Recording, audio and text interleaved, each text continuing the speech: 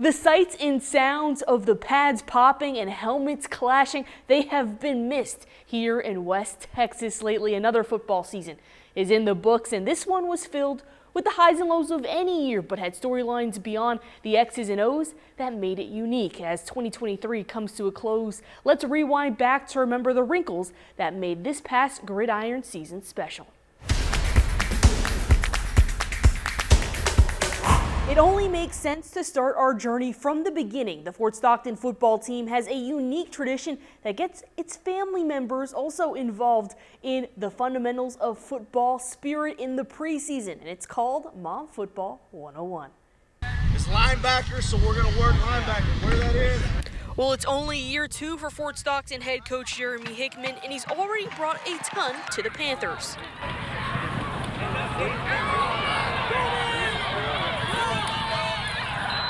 On the field, Fort Stockton capped the 2022 season off with a 10-2 record, along with winning the bi-district championship. And slightly adjacent to the fields, Coach Hickman introduced a special tradition, Mom Football 101. There you go. Let's go.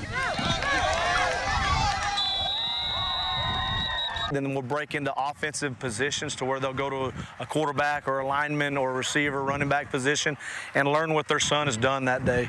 So they'll learn a couple of plays, and then we'll come together as a group and then run plays and score each time and then celebrate it.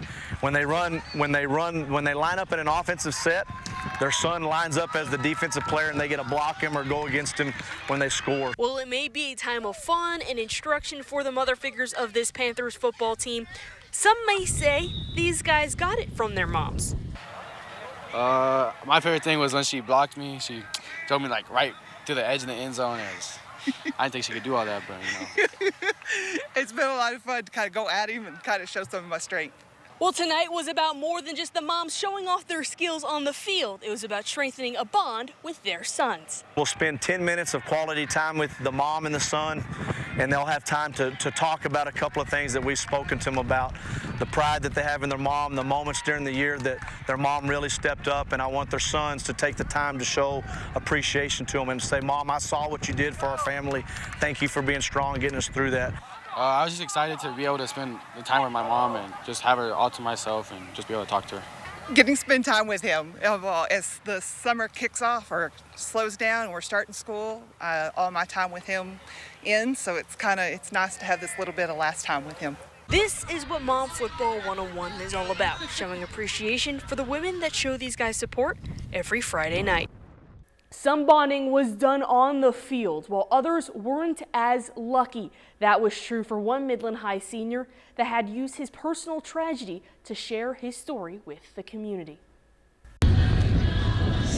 There's a lot of memories here at Memorial Stadium for Midland High's Jackson Kidd, hitting the practice field with his teammates and most recently adding public speaking to the list.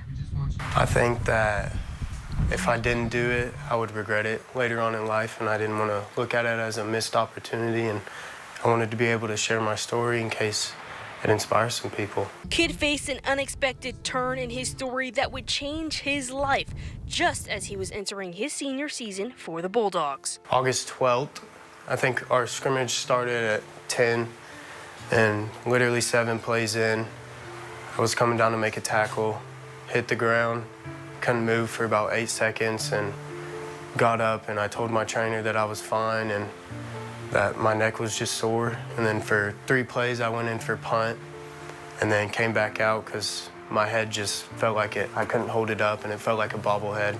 The defensive back suffered a fracture in his C5 vertebrae and needed surgery, ultimately leaving him asking the question if he would still have a chance to suit up for his final season. That was one of the hardest questions I've ever had to answer in my life, and I didn't want to dance around it. I didn't want to make him think things were going to be okay, because it was pretty serious. When Jackson asked, what's this mean? When can I go back out there?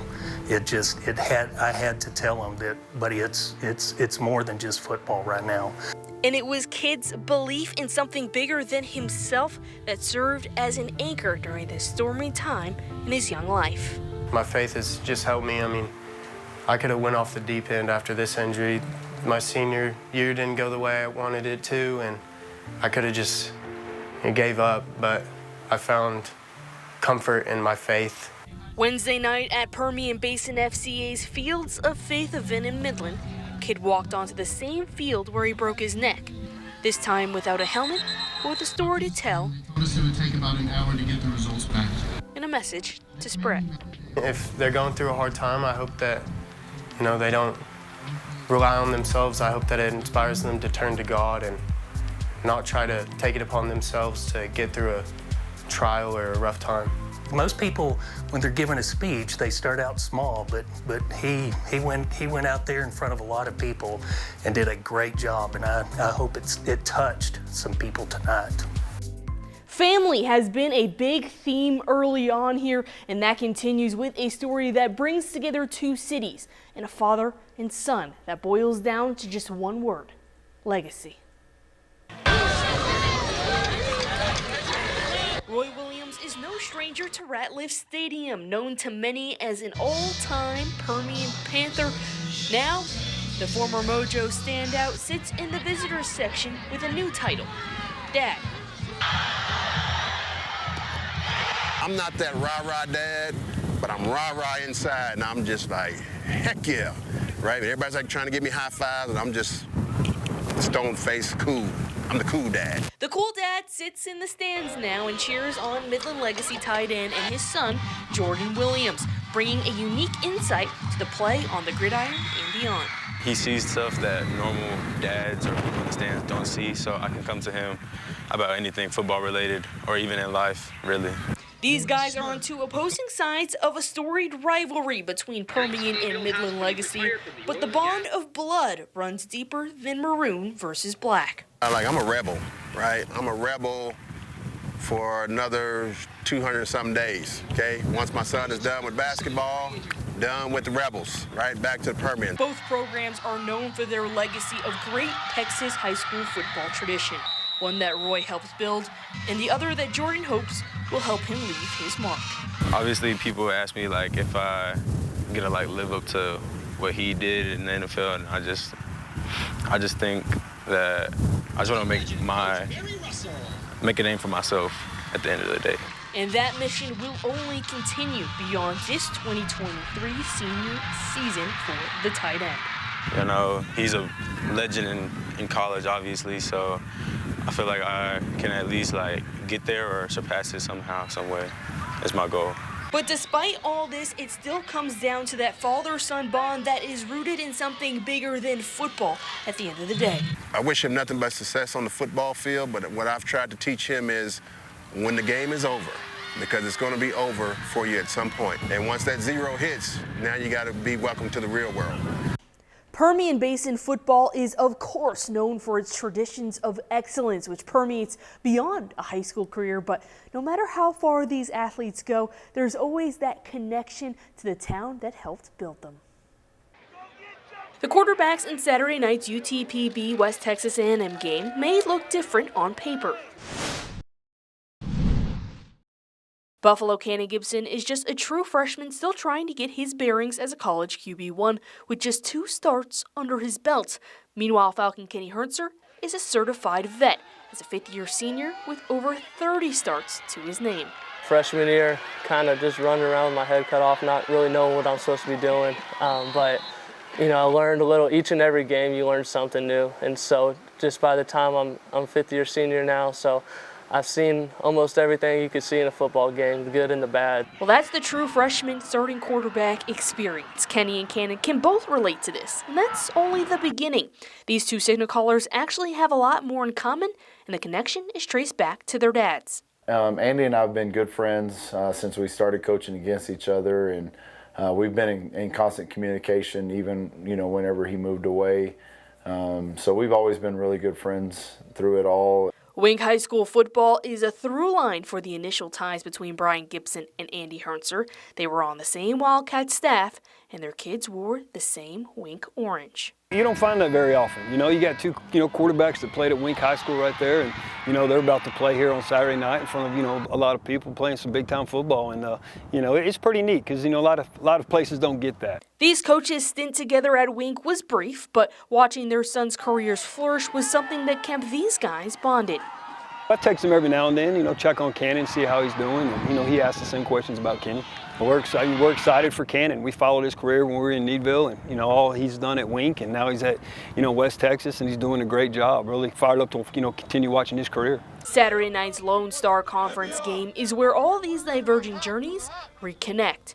A true testament to football here in the Permian Basin.